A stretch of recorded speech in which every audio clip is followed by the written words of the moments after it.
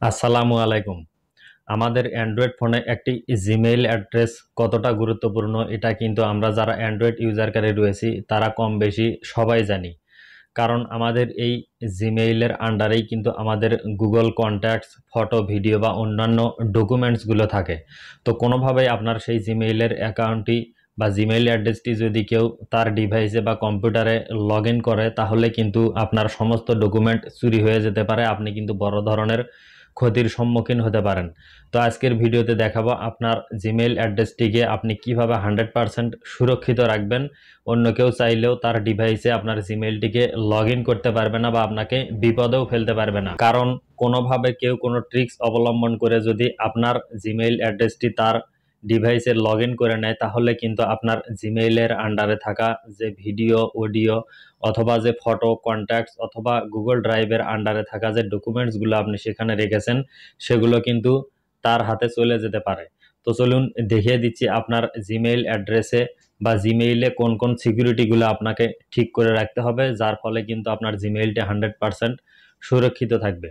তো বন্ধুরা, মূল ভিডিওতে যাওয়ার আগে বরাবরের মতো আপনি যদি আমার চ্যানেলটিকে এখনও সাবস্ক্রাইব না করে থাকেন তাহলে অবশ্যই চ্যানেলটিকে সাবস্ক্রাইব করবেন। আর যদি আপনি ফেসবুকে এই ভিডিওটি দেখে থাকেন তাহলে অবশ্যই আমার আইডিটিকে ফলো দিয়ে রাখবেন। আর একটি জিনিস বলে নিচ্ছি, সেটি হলো আপনারা ইদানিং আমার ভিডিও দেখেন কিন্তু লাইক, কমেন্ট, শেয়ার কিছুই করেন না। একটি ভিডিওতে যখন লাইক, কমেন্ট, শেয়ার কিছুই আসে না তখন কিন্তু সেই ভিডিওটি ফেসবুক বা ইউটিউব কিন্তু অন্যান্য মানুষের কাছে আর রিকমেন্ড করে না। তো আশা করি ভিডিওটিতে একটি লাইক, কমেন্ট বা শেয়ার করতে অবশ্যই কোনো কার্পণ্য করবেন না। চলুন মূল ভিডিওতে চলে যাই, অর্থাৎ মোবাইল স্ক্রিনে গিয়ে দেখিয়ে দিচ্ছি আপনার জিমেইলের কোন কোন সিকিউরিটিগুলো আপনাকে অবশ্যই ঠিক করে রাখা উচিত নিজের নিরাপত্তার জন্য। তো বন্ধুরা, শুরুতেই চলে যাবেন আপনার ফোনের যে গুগল প্লে স্টোর রয়েছে সেই প্লে স্টোরে এবং একদম উপরে ডান সাইডে দেখবেন যে আপনার মেইলের যে প্রোফাইল পিকচারটি থাকবে সেই প্রোফাইল পিকচারে ক্লিক করবেন। প্রোফাইল পিকচারে ক্লিক করে দেওয়ার পর এখানে দেখুন গুগল অ্যাকাউন্ট নামে একটি অপশন দেখাচ্ছে। আপনার ক্ষেত্রে কিন্তু ম্যানেজ ইওর গুগল অ্যাকাউন্ট সেই অপশনটিও লেখা থাকতে পারে। তো আপনি সেই অপশনটির উপরে প্রথমেই ক্লিক করবেন। তারপর কিন্তু আপনার জিমেইল অ্যাকাউন্টটি দেখতে পারবেন। তো ডানে একটু স্ক্রল করলে এখানে দেখবেন যে সিকিউরিটি নামে একটি অপশন রয়েছে। আপনি সেই সিকিউরিটি অপশনে ক্লিক করবেন। সিকিউরিটি অপশনে ক্লিক করে একদম নিচের দিকে যেতে যেতে একটি অপশন দেখতে পারবেন, সেটি হলো ইওর ডিভাইস এবং নিচে দেখুন ম্যানেজ অল ডিভাইস। প্রথমেই কিন্তু আপনাকে দেখতে হবে যে আপনার জিমেইল অ্যাকাউন্টটি অন্য কোনো ডিভাইসে কেউ লগ ইন করে ব্যবহার করছে কিনা। তো আপনি ম্যানেজ অল ডিভাইস এই অপশনটিতে প্রথমেই ক্লিক করবেন। ক্লিক করে দেওয়ার পর এখান থেকে কিন্তু আপনার ডিভাইসের নামগুলো দেখতে পারবেন যে আপনার ওই জিমেইল অ্যাকাউন্টটি কোন কোন ডিভাইসে লগ ইন রয়েছে। তো এখানে দেখুন আমার কিন্তু 2-3টি ফোনে এই জিমেইল অ্যাকাউন্টটি লগ ইন করা রয়েছে। তো এখন এখান থেকে কোনো একটি থেকে যদি আপনি সেই জিমেইলটিকে লগ আউট করতে চান তো ডান সাইডে প্রত্যেকটির দেখুন একটি করে অ্যারো চিহ্ন রয়েছে, সেই অ্যারো চিহ্নতে ক্লিক করবেন। অ্যারো চিহ্নতে ক্লিক করার পর এখানে দেখুন সাইন আউট লেখা রয়েছে। সেই সাইন আউট অপশনে যদি আমি এখন ক্লিক করি তাহলে কিন্তু এই ডিভাইসটি থেকে আমার এই জিমেইল অ্যাকাউন্টটি লগ আউট বা সাইন আউট হয়ে যাবে। দ্বিতীয় ব্যাপারটি দেখার জন্য আপনি এখান থেকে ব্যাক চলে আসবেন। ব্যাক আসার পর একটু উপরের দিকে স্ক্রল করবেন। স্ক্রল করার পর এখানে দেখবেন যে একটি পাসওয়ার্ড নামে অপশন রয়েছে। আপনাকে সর্বপ্রথম কিন্তু আবার পাসওয়ার্ড চেঞ্জ করে রাখতে হবে।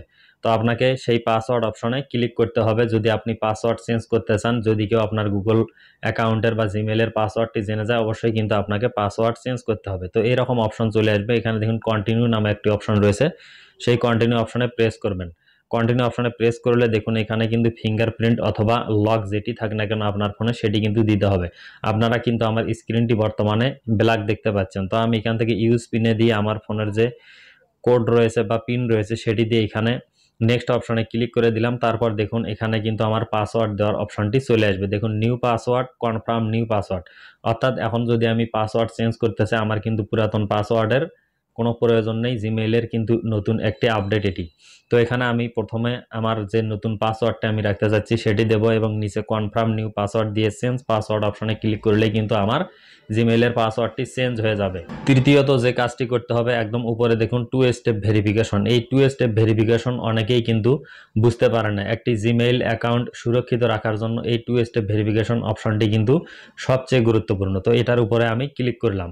এটার উপরে ক্লিক করার পর দেখুন একটু নিচের দিকে যদি আমি স্ক্রল করি তাহলে দেখুন ফোন নাম্বার রয়েছে। আমি কিন্তু এই ফোন নাম্বারে ক্লিক করে আপনাদেরকে দেখিয়ে দিচ্ছি। দেখুন অলরেডি কিন্তু আমার একটি ফোন নাম্বার এখানে সেট করা রয়েছে। Add a backup two step verification option set up, অর্থাৎ আমি কিন্তু চাইলে আরও একটি ফোন নাম্বার এখানে দিয়ে রাখতে পারবো, সেটি কিন্তু এখন করছি না। তো উপরে যে ফোন নাম্বারটি দিয়ে আমি টু স্টেপ ভেরিফিকেশন অপশনটি অন করে রেখেছি, কেউ যদি তার ডিভাইসে আমার জিমেইলটিকে লগ ইন করতে চায় সঙ্গে সঙ্গে আমার এই ফোন নাম্বারে কিন্তু একটি কোড চলে আসবে। তো কোড না দেওয়া পর্যন্ত কিন্তু তার ডিভাইসে সে আমার জিমেইল অ্যাড্রেসটিকে কিন্তু কোনোভাবেই লগ ইন করতে পারবে না। আরও একটি ব্যাপার এখান থেকে দেখিয়ে দিই, যদি আমি ব্যাক চলে আসি, ব্যাক আসার পর একটু নিচে যদি আবার লক্ষ্য করি তাহলে দেখুন ব্যাকআপ কোড নামে একটি অপশন রয়েছে।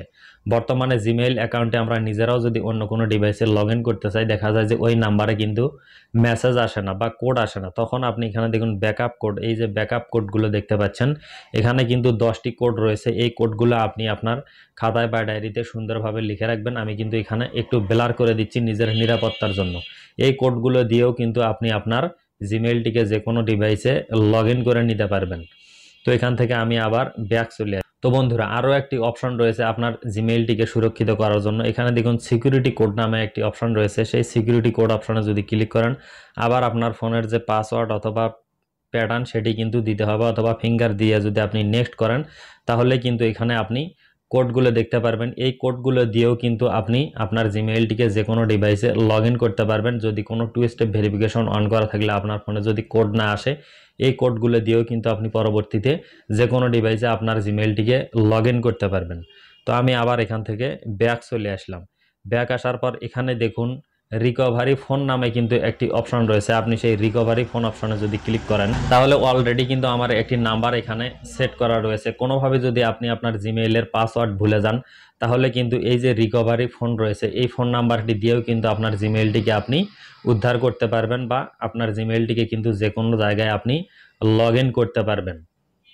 এই অপশনটি কিন্তু অর্থাৎ রিকভারি ফোন অবশ্যই কিন্তু আপনার জিমেইলে আপনি সেট করে রাখবেন নিজের নিরাপত্তার জন্য। তো বন্ধুরা, এই যে অপশনগুলো আমি দেখালাম জিমেইলের নিরাপত্তা বা সিকিউরিটি অপশন, এই সেটিংসগুলো যদি আপনি ঠিকঠাক আপনার জিমেইলে করে নিতে পারেন, আমি আশা করি আপনার জিমেইল অ্যাকাউন্টটি কিন্তু 100% সুরক্ষিত থাকবে। কেউ চাইলেও সেটিকে কিন্তু আর হ্যাক করতে পারবে না, অর্থাৎ নিজের ডিভাইসে বা কম্পিউটারে বা কোনো মোবাইলে কিন্তু লগ ইন করতে পারবে না। আপনি কিন্তু 100% সুরক্ষিত থাকতে পারবেন। তো বন্ধুরা, সবাই ভালো থাকবেন, সুস্থ থাকবেন এবং ভিডিওটিতে অবশ্যই একটি লাইক দিবেন। তো দেখা হবে নতুন কোনো ভিডিওতে। সে পর্যন্তই, আল্লাহ হাফেজ।